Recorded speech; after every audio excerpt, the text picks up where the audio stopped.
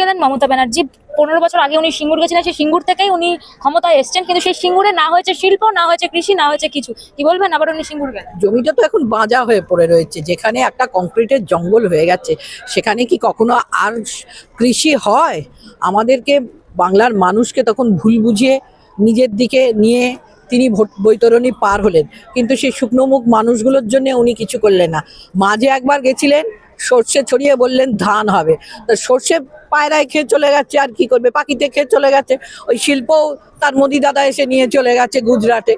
এখন দিদি জানছে এখানের না হোক, আমার দাদার তো হচ্ছে, দাদার কাছ থেকে আমি কাটমানি খেয়ে নেবো, কারণ ওটা তো হচ্ছে কাটমানির সরকার।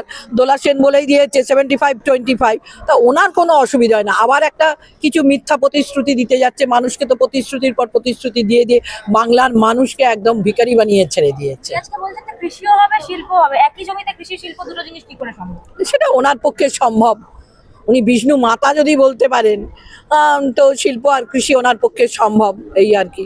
ঘুগনি বেচে ওনার ভাইপো বা ওনার ভাইরা এত বড় লোক হয়েছে না, তো সেই জন্য উনি জানেন যে কৃষি আর শিল্প একসঙ্গে হতে পারে। সিঙ্গুর আমার অনেক প্রিয় জায়গা, এখানের মাটিতে আমি অনেক দিন কাটিয়েছি বললেন মুখ্যমন্ত্রী। হ্যাঁ, কারণ মানুষগুলোকে চুষে খেয়েছি, ওখানে মাটিতে শুয়ে শুয়ে, ওখানে বসে বসে ফেক নাটক করে মানুষগুলোকে শুষে খেয়েছি। মানুষের মুখে রক্ত তোলা যে তাদের আন্দোলনকে ওপর ভর করে আমি পশ্চিমবঙ্গের মসনদে বসে সেখানকার মানুষগুলোকে ছুঁড়ে ফেলে দিয়েছি।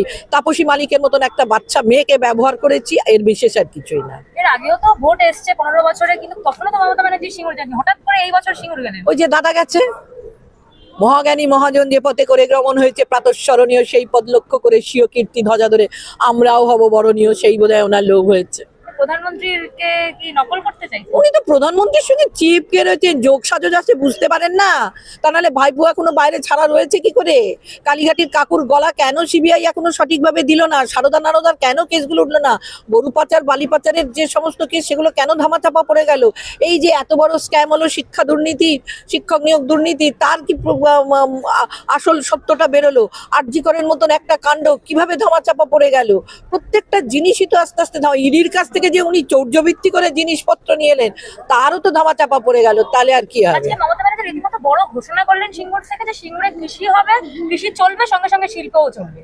বলে মানুষের মাথায় যে ওনার তো ঘিলুগুলো বেরিয়ে গেছিল না, ফলে সেই ঘিলুগুলো তো আবার ঢোকানি ঠিক মতন, তাই জন্য ওনার আজকে এই অবস্থা হয়েছে, এই আর কি।